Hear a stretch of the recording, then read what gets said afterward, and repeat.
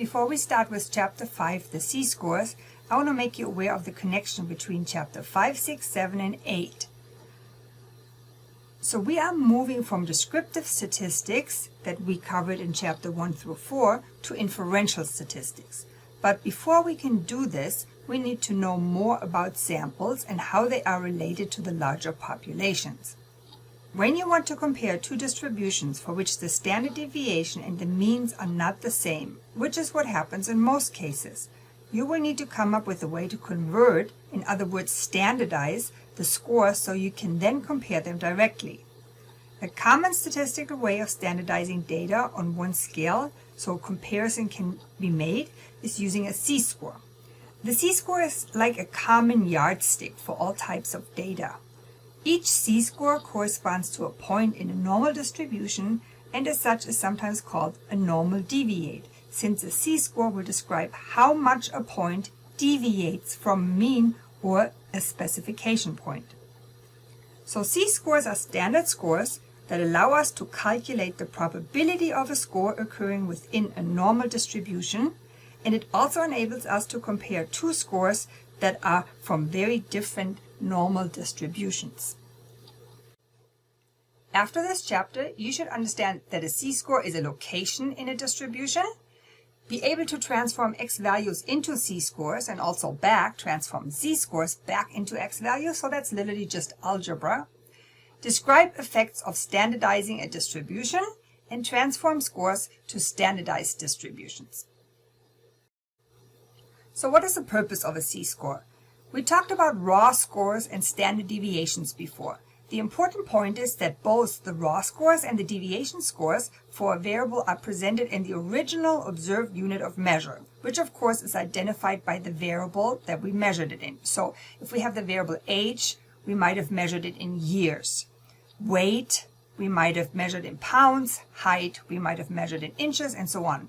So it's just the raw scores that are just the original data that we measured without any touch-ups.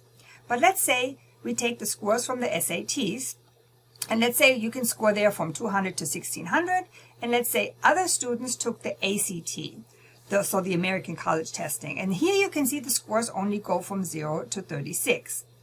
The unit of measurements are very different for these two tests, and if you get the mean and the standard deviation for each, they will be very, very different, right? So there's no way that you can compare these raw scores directly with each other. And the purpose of a C-score is to standardize the raw data to make different distributions equivalent and comparable. So you have two different data sets, and when you change them into C-scores, it allows you to compare different raw scores on a common scale. And that is because the C-score identifies and describes the actual location of every score in your distribution. So I kind of always use the example of, you know how they say you cannot compare apples and oranges, but what if you could take the apples and you could make lemons out of them, and take the oranges and make lemons out of them? Now you have the same unit of measurement, both of them are now lemons, and now you can compare them directly with each other. Let's look at this example.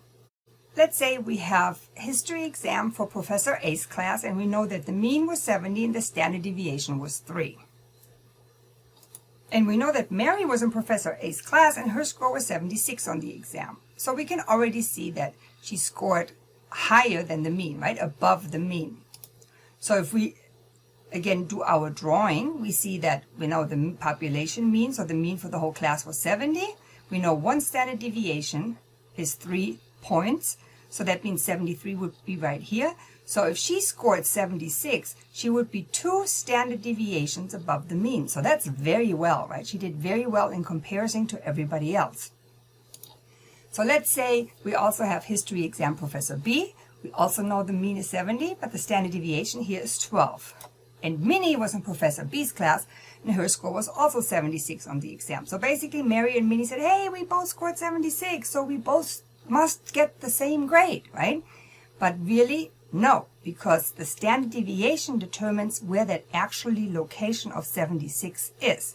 So if we look at Minnie, we can see again the mean was 70, and one standard deviation is 12 points. So that means if we do the rough draft, we see that one standard deviation above the mean, that's 82. So if she scored 76, you can see she barely scored above the mean, right? So Mary can expect a much higher grade because she's way out here, right? And Minnie probably is just going to get something. This is a C minus, so probably, you know, a C for the class. So just barely above average. So we can see that even though both distributions have a mean of 70, with the relatively small standard deviation of 3, Mary's score of 76 is considered a high score in the class, right? While with a standard deviation of 12, the score of 76 is just slightly above average in Professor B's class. So the relative position of that x equals 76 is very different for the two distributions. C-scores are standard scores where we take a distribution of raw scores and convert them into standardized units. The C tells us the score's position relative to both the central tendency, so the mean, and the dispersion of the scores with the group of scores, so the standard deviation. So a standard score tells us the value of a score relative to all other scores. The C distribution is the distribution produced by transforming all raw scores into of the data into C-scores. And what's important is that the C distribution has the same shape as the raw score distribution, assuming normal distribution. Translating to say that its C distribution is also normal. The mean of any C distribution is 0. Whatever the mean of the raw score distribution, it transforms into a C score of 0.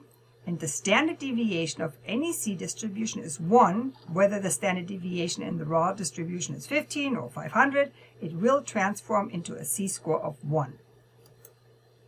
The sign tells us whether the score is located above or below the mean, and the number tells us the distance between the score and the mean in standard deviation units. So let's look at the C-scores and the location in a distribution. So here you can see we have our regular x-axis, and you see our distribution of the raw scores with the mean and the standard deviation. And when we change the raw scores into C-scores, we transform the scores to a new distribution.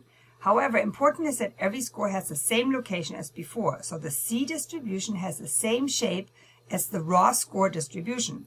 Only now the new distribution has a mean of 0 and a standard deviation of 1. And you can see now it doesn't say X here anymore, but it says the C. So that shows us that this is a C-score distribution. Whatever the mean was before, now the mean is transformed into 0.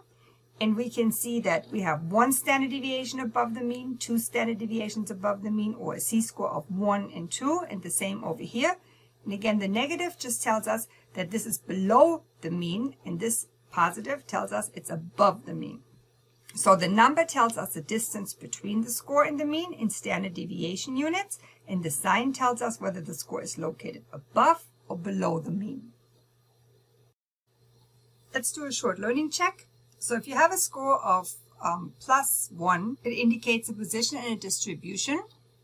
So please press pause.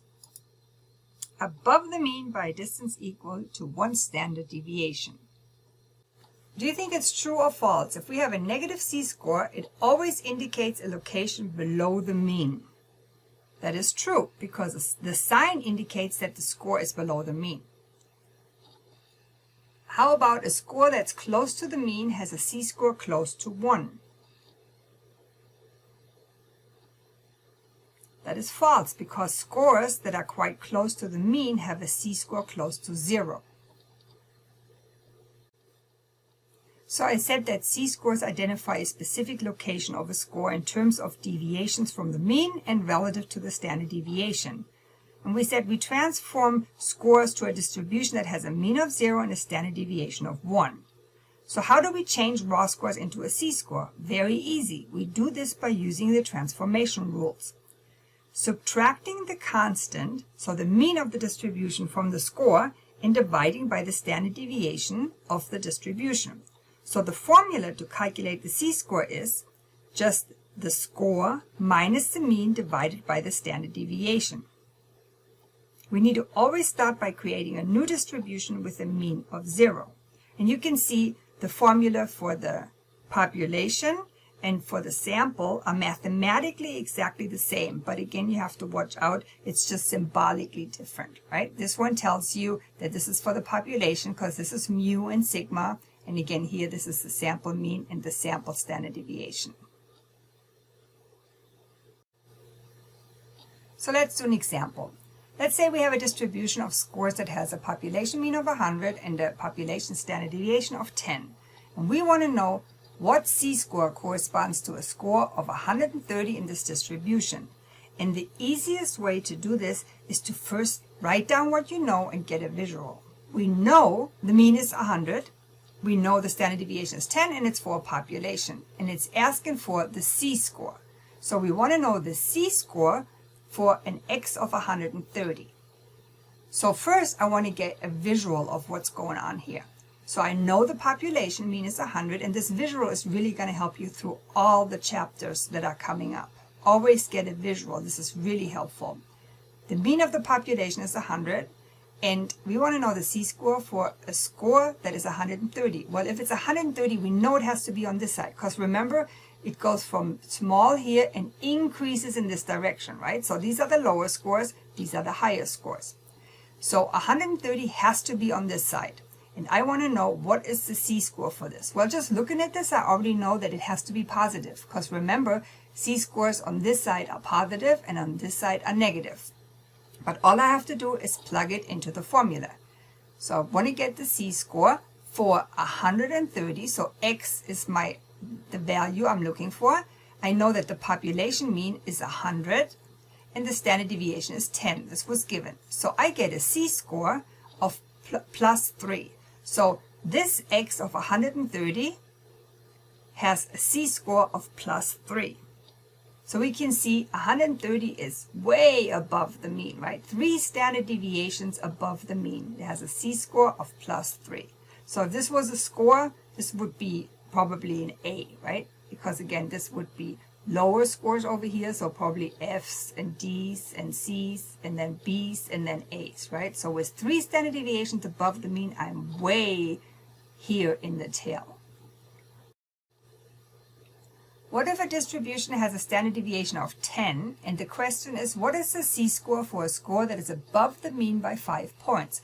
For this one, you have to think a little bit outside the box, especially with problems. Start by writing down what do I know to kind of narrow it down a little bit, all the information. I know the standard deviation is 10, and they telling me that they want to know the C-score for a score that is above the mean by 5 points. So if I look at the formula, the C-score formula, I go, okay, because the C-score is what I actually want, so I'm writing that formula down first. So I know I have this part because the standard deviation is given, but they're not giving me X and they're not giving me the mean. But they're telling me they're looking for the C-score for a score that is above the mean by 5 points. So if I look at this here, what does this actually measure? This measures how far is the score away from the mean, right? So if they are saying above the mean by 5 points, then I can see that that relates to this score right here must be 5 points higher than this one.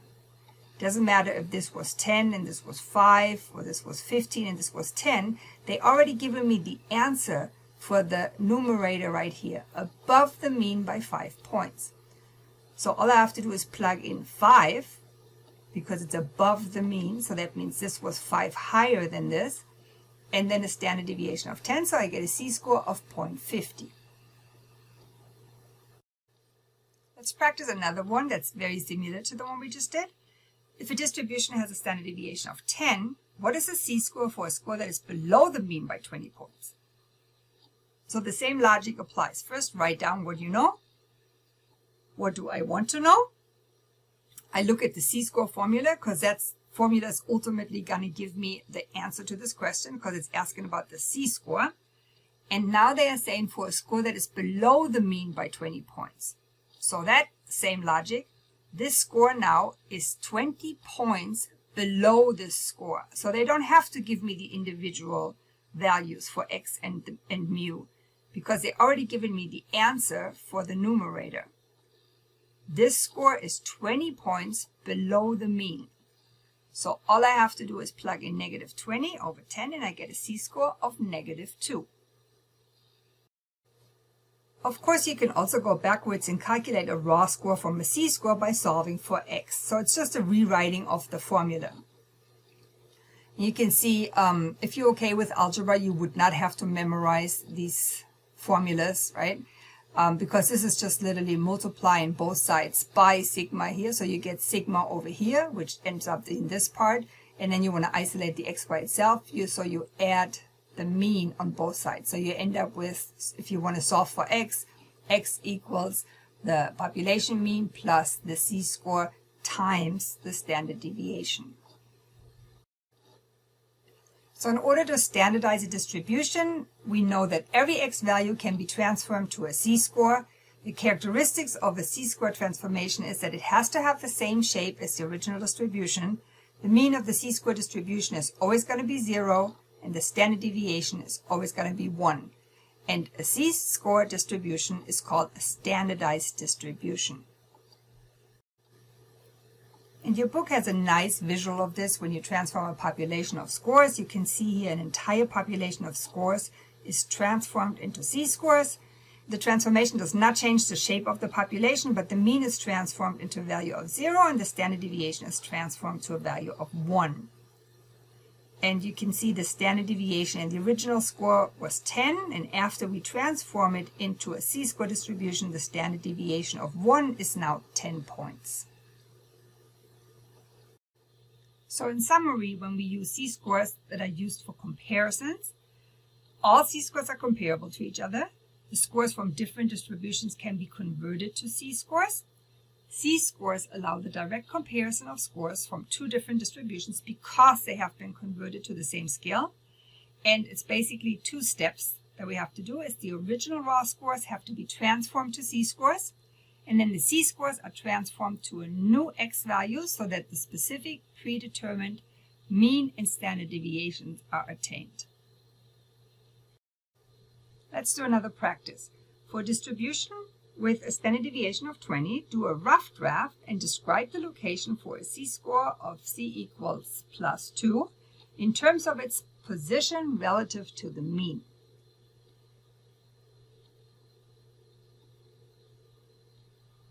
Start by the rough draft. What do I know? So if I know that one standard deviation is 20 points, and I know a C distribution, one standard deviation is 20 points, so that means a C-score of 2, right, is on this side, and that is going to be 40 points above the mean. Again, for a distribution with a standard deviation of 20, do a rough draft and describe the location for a C-score of negative 1 in terms of its position relative to the mean.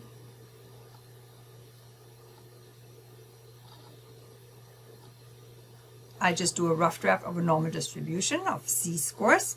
I know one standard deviation is 20. A C-score of negative 1 means it's on the left side. One standard deviation, that's 20. So I know that this score has to be below the mean by 20 points. What if we have a population with a mean of 80 and a standard deviation of 10? Find the C-score for a value of 75. So x is 75.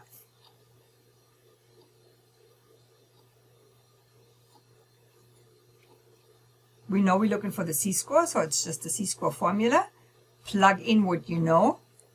75 minus the mean of 80 over the standard deviation of 10. So this is a C-score of negative 0.50. What if we have a population with a mean of 80 and a standard deviation of 10, and we are supposed to find the score, so when they say score, they mean the x value, that corresponds to a C-score of negative 2. Again, just use the C-score formula and see what do I already know, and just plug that in. I know my C-score is negative 2. This x is what I'm actually solving for. 80 is the mean and 10 is the standard deviation. So now, again, that's just algebra. I got to isolate so I can solve for x. So the score is 60. that corresponds to a C-score of -2. And that makes sense because the score of 60 is below the mean of 80, so therefore we have a negative C-score. What if I know that a score is 6 points below the mean and it corresponds to a C-score of -2? What is the population standard deviation?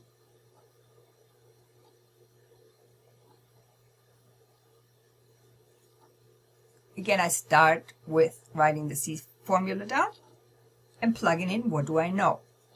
I know that my C-score is -2, and it's telling me a score that is 6 points below the mean. So again, they're giving me the answer for this. This score is 6 points below the mean.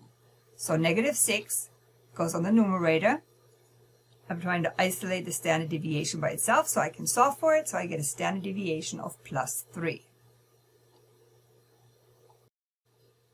In another practice, if we have a population with a standard deviation of 12 and a score of 44 corresponds to a C-score of -0.50, what is the population mean?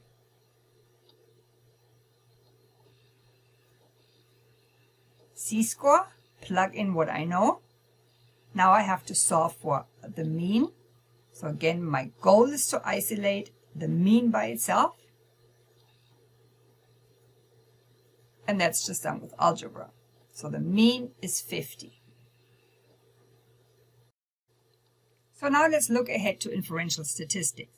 The entire time we only have been describing our data set, right? Descriptive statistics. And remember that what we really want to do is make inferences about the larger population based on our sample.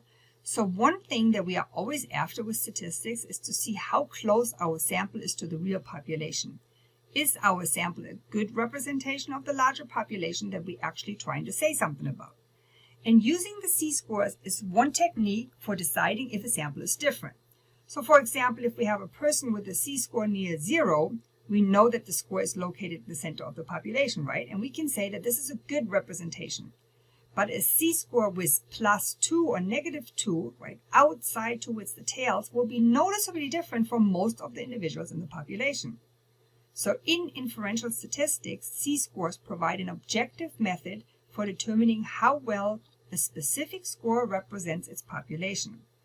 A Z-score near 0 indicates that the score is close to the population mean and therefore is representative, but a C-score beyond 2 standard deviations in each direction, right, indicates that the score is kind of extreme, right, and it's noticeably different from the other scores in the distribution.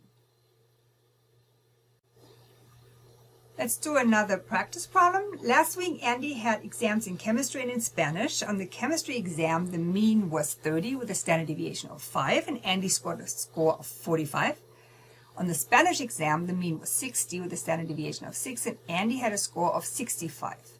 For which class should Andy expect the better grade? So what we want to know is the location of Andy's score of 45 in chemistry and then his score of 65 in Spanish, right? So for both of them, in order to get the location, all we have to do is get the C-scores.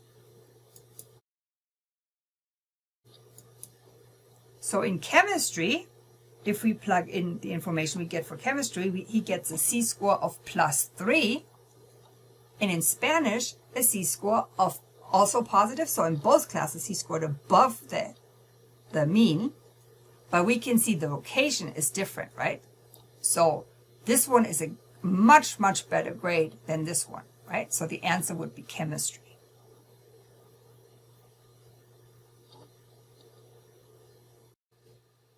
Additional worksheets and practice problems are posted in Canvas in our module for this chapter. Please remember, if you need help at any point, just send me a short email and I'm happy to help you.